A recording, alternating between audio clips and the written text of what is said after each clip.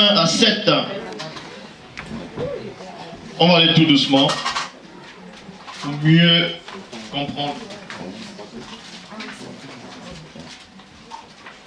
Matthieu chapitre 3, versets 1 à 7. Les cours bibliques, c'est... on attend profondeur. D'abord, dans vos Bibles que vous avez, le premier évangile commence par Matthieu dans cette Bible. Oh, le premier évangile n'est pas Matthieu. Ça doit commencer par Marc. Pourquoi? Qui va lire Marc chapitre 1?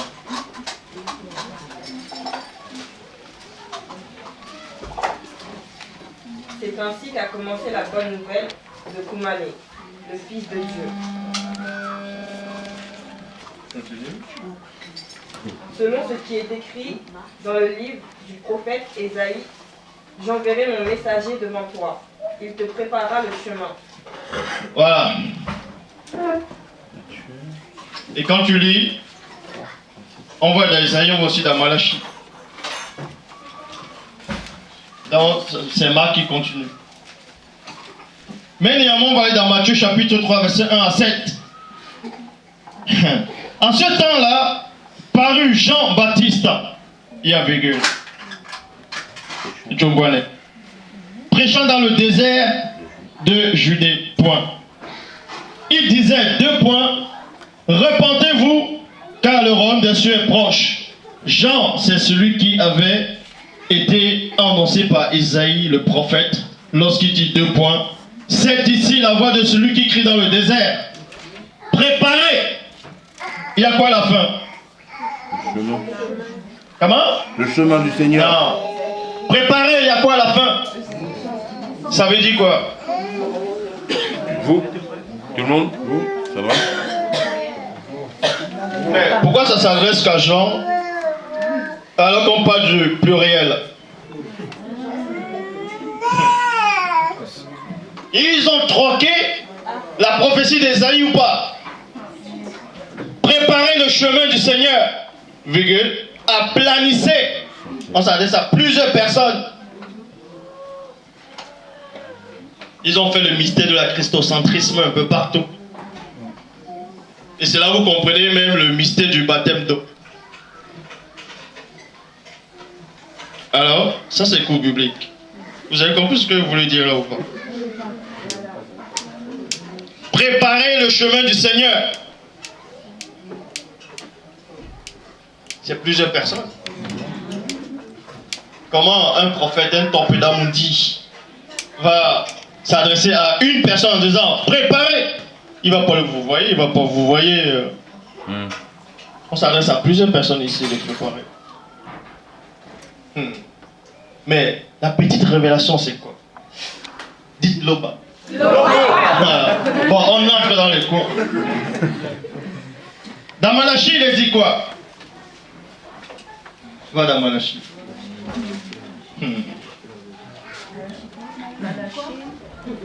Il va lire. Voici, j'enverrai. Lis. Voici que j'enverrai mon messager pour me préparer le chemin. Point. Et soudain, il entrera dans son temple, le Seigneur que vous chercherez, point virgule, le messager de l'alliance que vous désirez, virgule, le voilà. Voici qui arrive. Le quoi? Le voici. Dans ta version, il a dit quoi? Et ou bien le? Non, directement virgule, le voici. Voilà, dans une autre version. C'est Malachie combien? 3. 4. Voici. Ouais, relis. Et le messager de l'alliance que vous désirez. Et le messager de l'alliance. On a dit et une autre personne. Qui va lire une autre version? Dans une autre version, on dit et l'ange de l'alliance. Oui. Le messager de l'alliance que vous attendez, il arrive. Dans une version, il est dit et l'ange de l'alliance.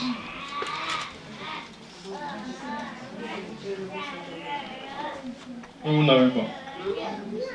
Ça, c'est le coup biblique. Hein. Vous allez voir les passages autrement. Tel que ça doit être vu. Décortiquer. Pas décortiquer les arachides. Alors. Comment? Oui. Oui. Or, je vais envoyer mon messager pour aplanir la route devant moi. Et soudain, il viendra pour entrer dans son temple. Le Seigneur que vous attendez, c'est l'ange de l'Alliance, appelé de vos voeux. Le voici, il arrive, déclare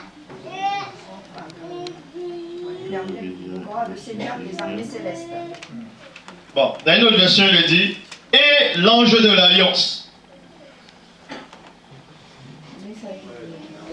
Voilà, dans Darby, lit.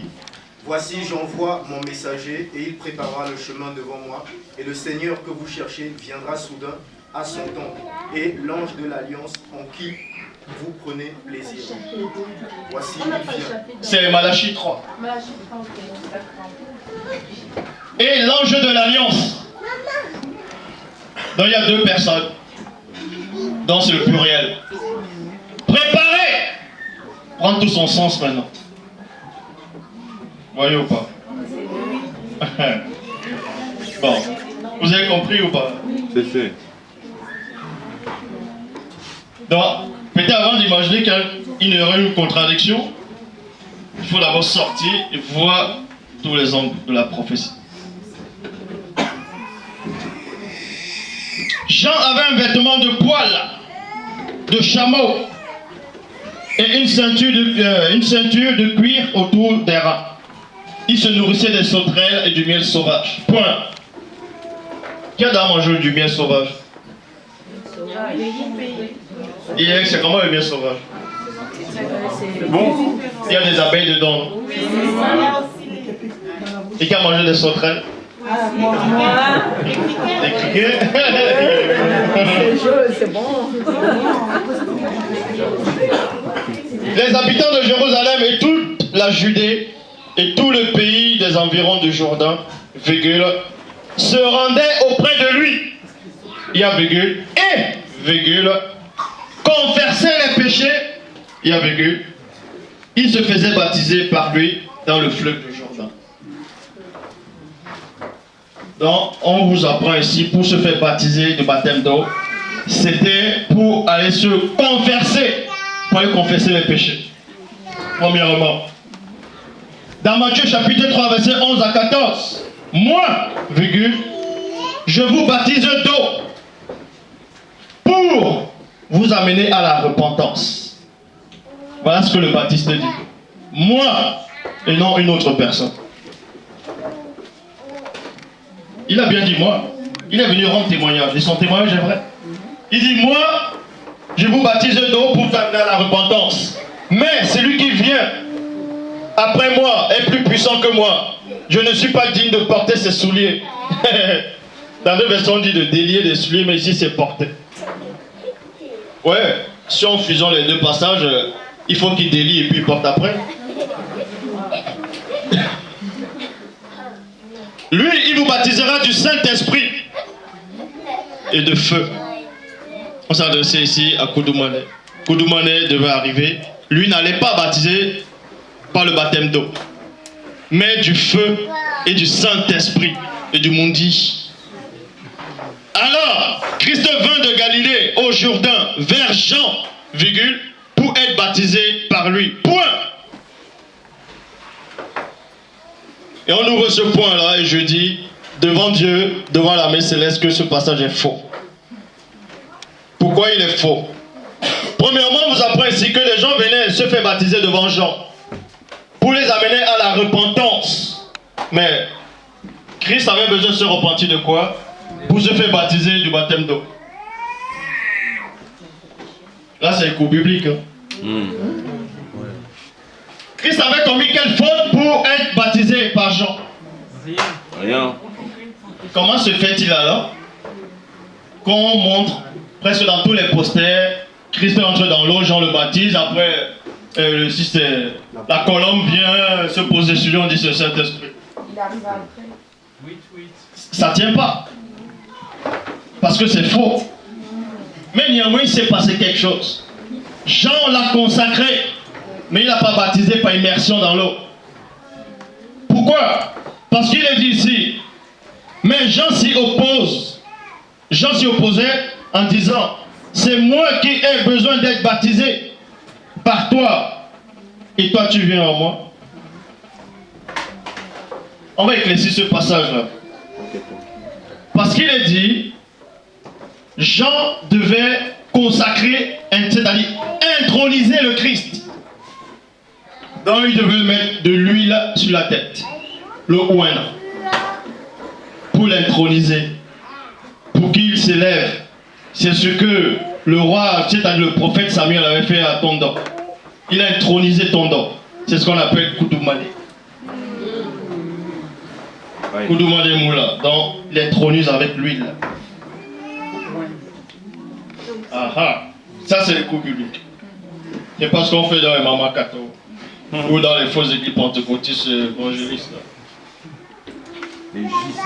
Donc, quand Christ est venu devant Jean le Baptiste, Jean a compris quelque chose. Il a vu Christ, il a vu que Christ était supérieur à lui.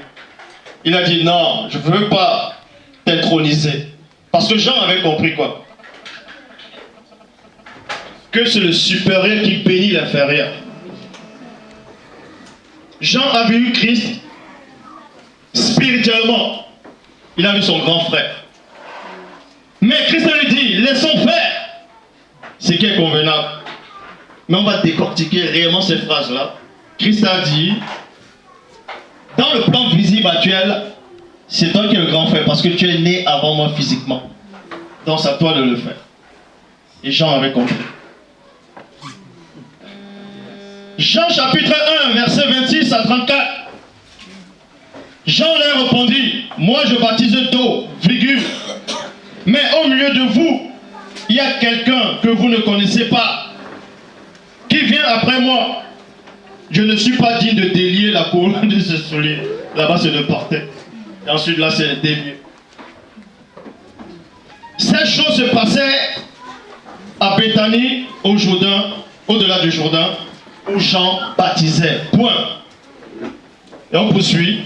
Le lendemain, virgule, il vit Christ venant à lui, il y a virgule, et dit, voici l'agneau de Dieu qui ôte le péché du monde. Non, je dis encore c'est faux. Pourquoi c'est faux? Bon, on va éclaircir ce passage-là. Souvenez-vous, quand Eyoumé devait accoucher, l'ange, les anges ont, c'est-à-dire un ange apparu au berger. Et qu'est-ce que l'ange a dit au berger?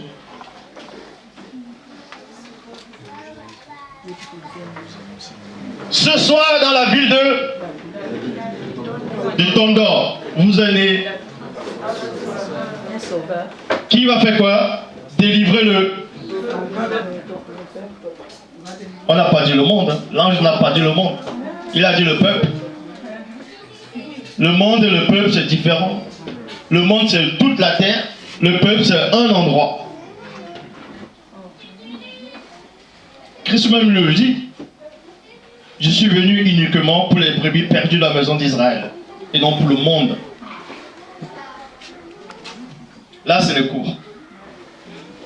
Le lendemain, il vit Christ venant à lui et dit, voici l'agneau de Dieu qui ôte le péché du monde.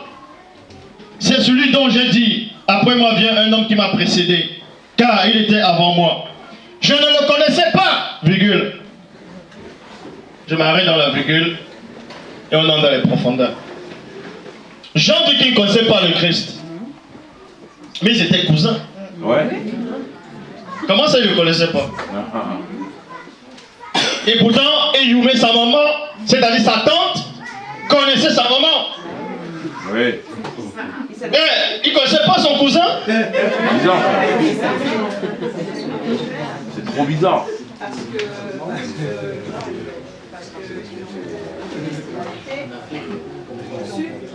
avant lui, fait un son de tout, et donc c'est pour ça que... Voilà, maintenant il faut décortiquer les propos des Topédamundi. Parce que quand on prend les propos, les passages, les paroles d'un prophète d'une époque, on veut transmettre ça à tout le monde, ça crée la confusion et la contradiction. Jean ici dit je ne le connaissais pas. Ça veut dire spirituellement il ne le connaissait pas. Puisque Jean n'a pas vécu dans le grand ordre des choses. Il ne le connaissait pas. Puisque Jean ne vient pas du ciel.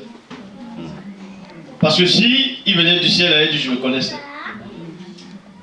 Mais physiquement, il sait que c'est son cousin. Son cousin. T'as dit? C'est son cousin.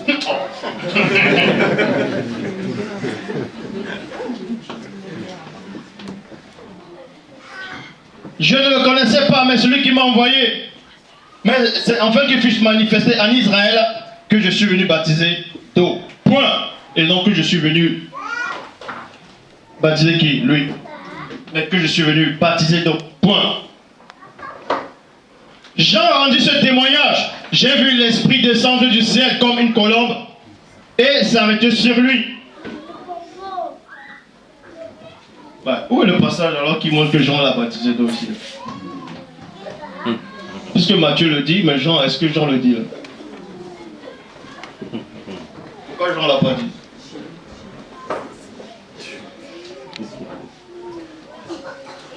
Donc je ne le connaissais pas, mais celui qui m'a envoyé baptiser d'eau, celui-là m'a dit, celui qui tu verras l'Esprit descendre s'arrêter, c'est celui qui baptise du Saint-Esprit.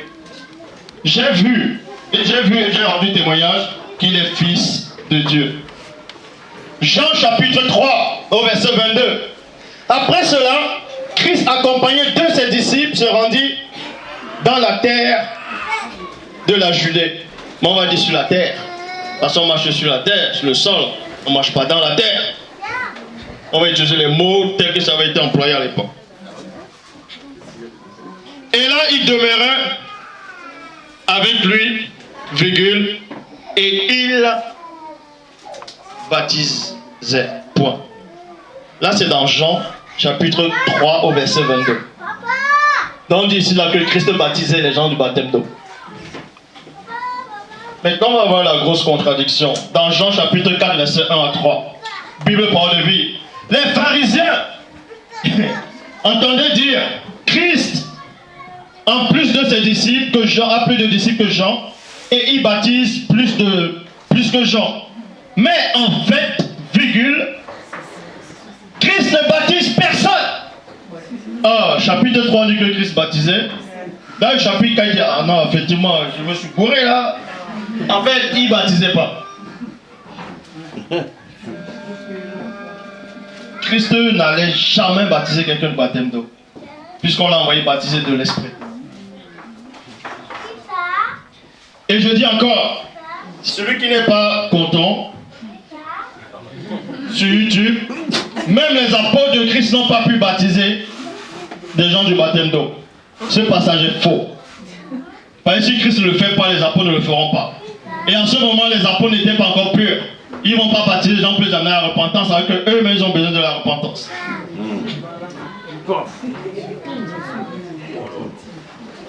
Quand Christ apprend ce qu'on raconte, il quitte la Judée et il retourna à Jérusalem, à Galilée.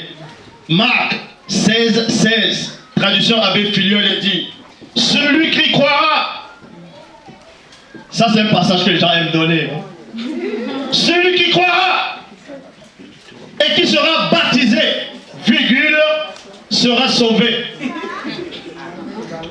Mais celui qui ne croira pas sera condamné. Mais nulle part on a dit s'il sera baptisé d'eau. Le mot baptisé apparaît. On a aussi dit que Christ va baptiser du feu, non? On va donc éclaircir ce passage. Ésaïe 44, verset 3. Car je reprendrai des eaux sur le sol altéré et des ruisseaux sur la terre desséchée. Je reprendrai mon esprit sur ta race et ma bénédiction sur tes rejetons. Ésaïe 32, verset 15. Non, oui, Ésaïe 32, verset 15, Bible parole de vie. Un jour, virgule, le Seigneur reprendra sur nous son esprit. En fait, quand on dit les eaux altérées, sur la terre desséchée, on parlait de l'esprit. On va vous expliquer pourquoi. Alors le désert deviendra une plantation d'arbres fruitiers et la plantation deviendra une vraie forêt. Actes des Apôtres chapitre 8 au verset 38. Ça, c'est encore un passage que les faux pasteurs me donnaient. Qui aime la dîme? Les chicoins. Qui aiment dire oh ma soeur, Dieu m'a dit que c'est toi. Actes des Apôtres, chapitre 8, verset 38. Aussitôt, virgule, il leur donna l'ordre d'arrêter le char. Là, on parlait de Philippe et l'eunuque éthiopien. On vous dit ici que quand ils ont conversé sur la parole du prophète Ésaïe, il y avait de l'eau, on a ramené l'eunuque éthiopien là, et Philippe l'a baptisé d'eau. Après, le Saint-Esprit l'a enlevé. Et je dis, ce passage est faux.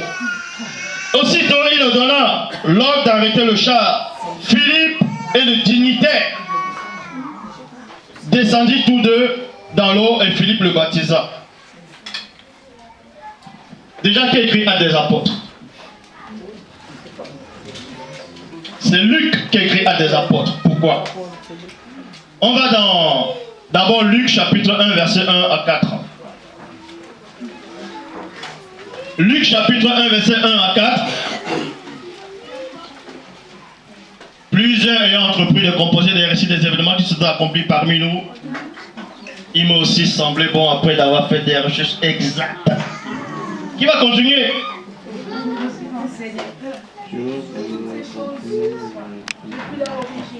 De te les... Continue. De te les exposer par d'une manière suivie. Excellent.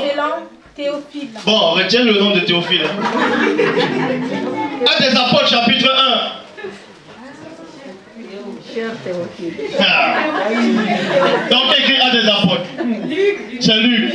Luc n'était pas apôtre, pour ceux qui ne savent pas. Luc, c'était pas un apôtre, il n'a jamais vu le Christ. Eh oui. Donc, on ne va pas pourquoi on va dire Saint Luc.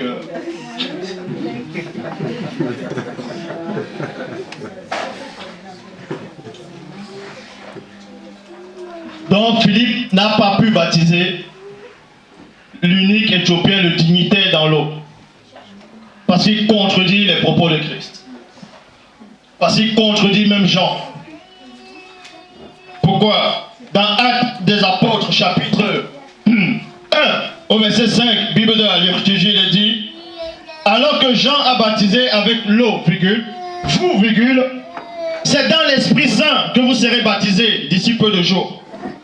Bible de Jérusalem, Jean lui a baptisé avec de l'eau. Mais vous, c'est dans l'Esprit Saint que vous serez baptisés sur peu de jours. Christ vous montre par là que le baptême de Jean n'a plus lieu d'être. Le baptême de Jean est fini. Et ensuite, on va dans Actes des Apôtres, chapitre 10, au verset 47 à 48. Ça, c'est un passage que ces faux chrétiens qui n'ont pas de cerveau utilisent à chaque fois pour dire: ouais, mais Zoulou, là, tu te contredis. T'es qui pour contredire? Dans les Pierre. Puisque Pierre lui-même, qui est apôtre, a fait baptiser les gens du baptême d'eau. Et moi, je dis, c'est un mensonge. Et il y a les passages qui le démontrent. Actes des Apôtres, chapitre 10, au verset 47 à 48. Qui va lire dans la version avant que je lise dans cette version? Alors, dans les dit, peut-on refuser l'eau du baptême à ceux qui ont reçu le Saint-Esprit aussi bien que nous? Et il ordonna qu'ils fussent baptisés au nom du Seigneur, sur quoi ils le prièrent de rester quelques jours auprès d'eux. Mais quand vous lisez ça, vous ne faites pas tic. Ça ne tient même pas la route. Parce que la logique des choses, c'est quoi? Baptisé dans l'eau, on te baptise, tu reçois l'esprit après. Mais là, tu reçois l'esprit, après on te baptise. Donc...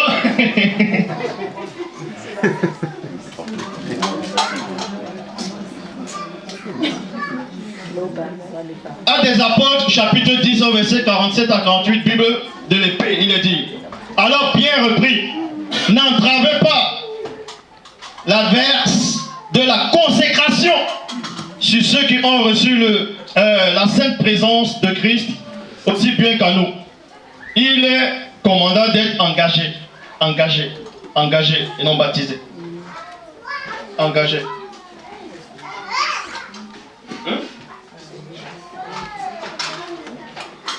Pierre qui savait. D'abord, qui était Pierre? Il était le chef. Pierre était le chef ou pas des apôtres? Pierre. Il n'était pas le chef des apôtres? Oui. Il était le chef? C'est écrit où ça?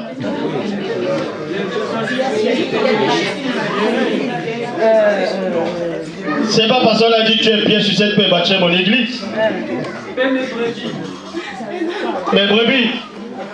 Puisque la même Bible dit aussi, Dieu a mis premièrement dans l'église les apôtres et non Pierre. Ils sont pareils. Ils ont le même titre, la même puissance. Puisque Paul lui dit, les autres apôtres ne me dépassent en rien. Ils sont ministres de la parole. Mais, vu que c'est le cours biblique, on va un peu... Déjà, ça ne tient pas la route. Quand Christ dit, tu es Pierre, sur cette pierre, je bâtirai mon église. Pourquoi Christ a dit ça? Parce que Dan a reçu une révélation. Dan a reçu une révélation. Quand il a dit, tu es le Fils de Dieu, Christ a dit, ce n'est ni le sang ni la chair qui t'a révélé cela, mais c'est mon Père qui est dans, on dit dans les cieux. Oh, Dieu n'est pas dans les cieux, rien ne le contient.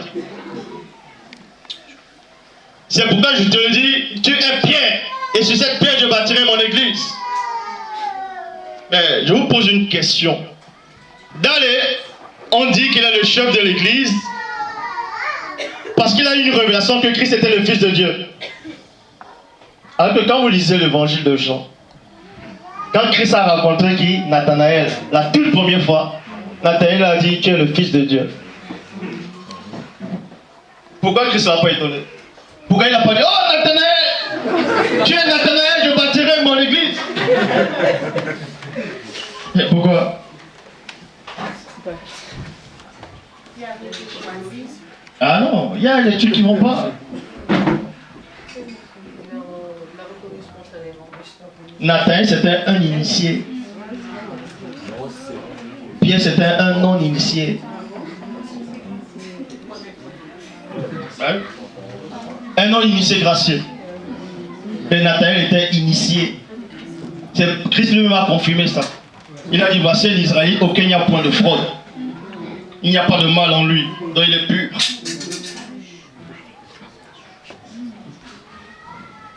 Bon, on entre encore, on continue le baptême. Actes des Apôtres, chapitre 19, verset 1 à 3. Pendant qu'Apollos était à Corinthe, Paul traversa le haut pays plutôt, dans cette version. Il arriva en Éphèse et il trouva quelques disciples. Point. Il leur demanda 2 points. Lorsque vous êtes devenus croyants, avez-vous reçu le Saint-Esprit? Point d'interrogation. Ils lui répondirent, nous n'avons même pas entendu parler qu'il y a un Saint-Esprit. Mais qu'est-ce que tu racontes là? Eh mais c'est bizarre. Donc, ils sont devenus des disciples. Comment on les a prêchés quoi? On les a parlé de quoi en fait?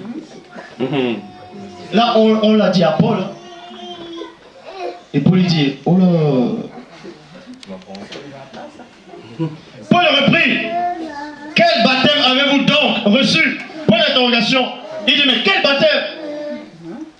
Puisque si tu reçois le baptême que Christ te donne, tu dois connaître le Saint-Esprit. Et vu qu'ils ne le connaissent pas, il dit, mais c'est alors quel baptême? Mais moi je ne connais pas mon baptême là. Il répondit, celui de Jean. Le baptême d'eau. Actes des Apôtres, chapitre 19, au verset 4, Bible de Jérusalem. Paul dit alors 2 points. Jean a baptisé du baptême de repentance, en disant au peuple de croire à celui qui viendra après lui, c'est-à-dire en Christ. Donc il écarte le baptême de Jean, il dit c'est fini. Verset 5. Après l'avoir entendu, il se fit baptiser au nom du Seigneur. Mais si le baptême de Jean était valide, Paul n'allait plus le rebaptiser. Paul n'allait plus le rebaptiser. Puisque le même Paul dit qu'il n'y a qu'un seul baptême. C'est le baptême de l'Esprit. 1 Pierre 3, 19 à 21. C'est pas ce que Satan a fait à Dalé là, de la Bible, comment là. Mais n'oubliez pas que c'est Paul qui a repris Dalé. Dans 1 Pierre 3, 19 à 21, on vous dit, Dalé parlait de ce qui se passait. Il se met à parler du déluge. Il dit, dans lequel aussi il est allé prêcher aux esprits en prison. Et je dis que c'est faux. Pourquoi c'est faux? Ce sont des âmes. Parce que quand quelqu'un meurt, son esprit retourne à Dieu. L'esprit ne va pas en prison. Donc ça ne peut pas être l'esprit. Déjà, ça c'est faux. Qui autrefois avait été incrédule lorsque la patience de l'homme va se prolonger au jour de Noé, pendant la construction de l'arche, dans lequel un petit nombre de personnes, c'est-à-dire 8 furent sauvés au travers de l'eau. J'ai démontré que c'était faux. Ça ne pouvait pas être 8 personnes. Donc ce qui vient après est faux aussi. Cette eau était une figure du baptême, qui n'est pas la purification des souillures du corps. Mais quand on va réellement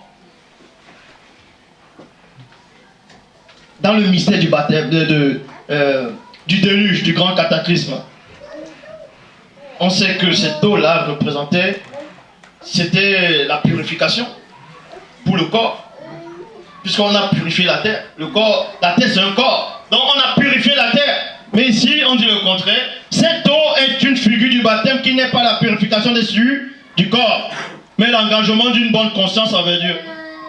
Où est l'engagement de la bonne conscience si on envoie le déluge? Si ce n'est pas là pour purifier le corps. Oh putain, vous comprenez pas ce que je dis. Et qui maintenant vous sauve, vous aussi, par la résurrection de Christ. Maintenant, Paul c'est mon gars.